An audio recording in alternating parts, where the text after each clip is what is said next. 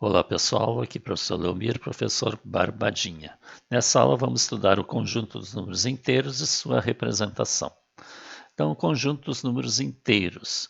O conjunto formado pelos números inteiros positivos e negativos, juntamente com o zero, formam o conjunto chamado conjunto dos números inteiros, indicado pelo símbolo Z, com essa letra maiúscula Z. Tá? Então, o Z é formado por inteiros positivos, inteiros negativos e o zero. Veja que nós temos infinitos números inteiros positivos, então por isso os pontinhos, e infinitos números inteiros negativos, por isso os pontinhos. Barbadinha. Ou ainda a gente também pode representar assim, tá? Os inteiros positivos podem ser escritos sem o sinal. Fica subentendido que eles são positivos. Barbadinha. Representação geométrica. Assim como nós representamos o conjunto dos naturais na aula 7, representamos naturais na reta, nós também podemos representar os números inteiros na reta. Tá? Então, nós vamos traçar uma reta, vou marcar um ponto fixo aqui que eu vou chamar de origem e vou dar o valor zero para ele. Então, o zero para nós sempre vai ser a origem. E aí eu vou pegar uma unidade de comprimento, porque os números inteiros são números em que a distância de um a outro é sempre a mesma, de uma unidade. Então, vou pegar essa distância aqui que eu vou chamar de uma unidade, vou marcar esse ponto e marcar o número 1. Aí, com a mesma distância, mesma unidade, vou marcar o segundo ponto, vou marcar o número 2 e assim por diante. E aqui também, à esquerda, vou pegar aquela unidade, marcar esse ponto e associar o menos 1. Mais a mesma unidade, o menos 2 e assim por diante. Barbadinha. Vejo que entre dois números inteiros consecutivos não existe outro número inteiro consecutivo. Entre 1 e o 2 não tem outro inteiro. Entre o 2 e 3 também não. Entre o menos 2 e o menos 1 são números consecutivos, não existe outro número inteiro entre eles. Assim como os naturais. Dois números naturais consecutivos, entre eles não existe outro número natural. Barbadinha. Veja que aqui os pontos indicam que é infinitos números para a direita e aqui para a esquerda, os positivos e os negativos. Observação número 1. Para cada número inteiro corresponde um único ponto na reta, e para cada um desses pontos na reta corresponde um único número inteiro. É a relação biunívoca, assim como existe lá no conjunto dos naturais com a reta.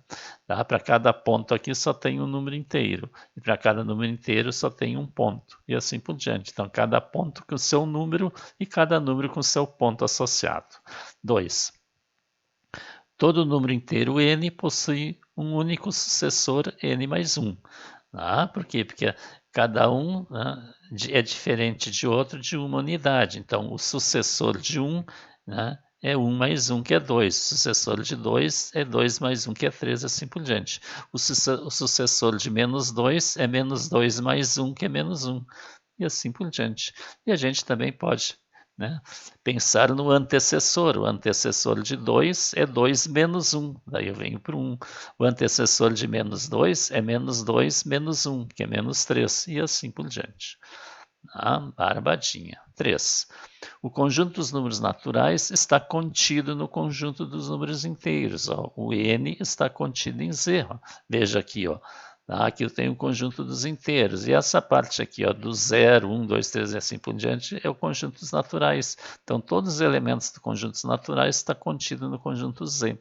Podemos representar pelo diagrama de Venn. Aqui eu tenho o conjunto dos naturais e aqui o conjunto dos naturais dentro aqui do conjunto Z.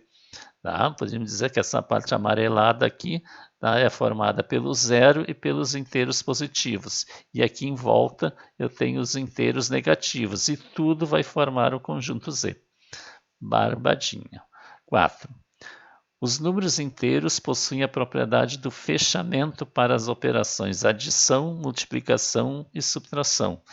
Lembra que propriedade de fechamento é aquela que diz que se eu pegar dois elementos de um determinado conjunto e operar entre eles, uma determinada operação, se o resultado for um número do conjunto desses números, então existe a propriedade de fechamento. Então, ó, se eu tenho um elemento x pertencente ao conjunto dos inteiros e o y também, a soma vai pertencer ao conjunto dos inteiros, o resultado da soma. Tá? Se eu tenho elemento x pertencente aos inteiros e y também, o produto pertence a z. E a subtração também, ó, se eu tenho x e y que pertencem aos inteiros, a subtração entre eles também vai pertencer a z. Veja que lá no conjunto dos naturais, né, não existe propriedade do fechamento para subtração, porque quando eu subtraio dois números, o resultado pode dar negativo, e no conjunto dos naturais não existe número negativo. Agora aqui no conjunto Z existem os números negativos, então a propriedade de fechamento existe para a operação subtração também. Barbadinha. Né? Número 5. Subconjuntos importantes do conjunto Z. Então, do conjunto Z, a gente pode tirar alguns subconjuntos, né? E vamos apresentar esses subconjuntos e, principalmente, que é importante, como é que a gente simboliza esses subconjuntos. Né? Então, conjuntos de números inteiros não nulos. Então, números inteiros não nulos são todos os inteiros positivos e negativos, menos o zero. E lembra que lá na aula anterior, na aula 7, a gente viu quando tem um asterisco do símbolo do conjunto, a gente está tirando o zero fora. Então, por isso que tem Z asterisco, ó, que não tem o zero. Ou seja, é o Z menos o zero. Conjunto formado pelo zero. B, ó, conjunto dos números inteiros não negativos. Então, conjunto dos inteiros não negativos a gente representa por Z+. Tá? E já vou colocar aqui, ó, conjunto dos inteiros positivos, que é o Z mais asterisco. Esse mais é um índicezinho aqui, ó. Então veja a diferença, ó. Inteiro não negativo e inteiro positivo. Então, dizer não negativo não é a mesma coisa que dizer inteiro positivo. Por quê? Porque inteiro positivo são só os positivos. E inteiro não negativo, tá, são os positivos e o zero. Porque o zero não tem sinal, ele não é positivo nem negativo. Então, se eu digo não negativo, entra o zero, porque o zero não é negativo. Tá? E os positivos eu quero só positivo. Tá? E o zero, como não tem sinal, ele não é positivo, então é a partir do 1. Então veja bem a diferença da simbologia. O mesmo acontece com os negativos. Ó. Eu tenho conjuntos inteiros não positivos, tá? E eu tenho conjuntos inteiros negativos. Não positivo é o Z-. Tá? O que é o Z-? Tá? São os não positivos, são os negativos e o zero. E os inteiros negativos, ó, só negativo, é o Z- asterisco, daí o zero cai fora. Então eu tenho só negativo. Então é importante, né, saber entender bem essa simbologia aqui. Barbadinha. 6. O valor absoluto ou módulo de um número representa geometricamente a distância deste número ao ponto de origem, ao zero. Então aqui a gente vai dar uma ideia, um conceito de que é valor absoluto ou módulo de um número. Então, o valor absoluto ou módulo de um número é a distância desse número ao zero, à origem. Nós indicamos o módulo de um número escrevendo o número entre duas barras. Então, chamando o número de n, o seu módulo é indicado por barra n, aqui, ó, né? O n dentro de duas barras, que eu leio valor absoluto de n ou módulo de n. Por exemplo, exemplo A, ó, o módulo ou valor absoluto de 6 é o 6, porque a distância do 6 ao 0 é 6. B, ó, o módulo ou valor absoluto do menos 6 é 6, porque a distância do menos 6 ao 0 é 6. Então veja que o módulo ou valor absoluto do 6 e do menos 6 é igual, ó, porque os dois estão à mesma distância do zero, né, da origem. C, ó, módulo ou valor absoluto de 45 é 45. Módulo ou valor absoluto de menos 62 é 62, porque a distância à origem ao zero é 62.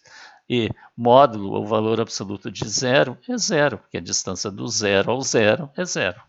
Barbadinha. 7. Números opostos ou simétricos são números que possuem sinais diferentes e o mesmo módulo. Então, geometricamente, significa que se os dois números são opostos ou simétricos, eles estão à mesma distância da origem. Então, opostos ou simétricos significa que são números que têm sinais diferentes, mas têm mesmo módulo. Então, por exemplo, os números menos 8 e 8 são opostos ou simétricos. Cada um está a 8 unidades da origem. Barbadinha. Então, inscreva-se no canal, deixe o seu like, deixe o seu comentário e divulga para os colegas nossas aulas. Na próxima aula, nós vamos estudar os números racionais.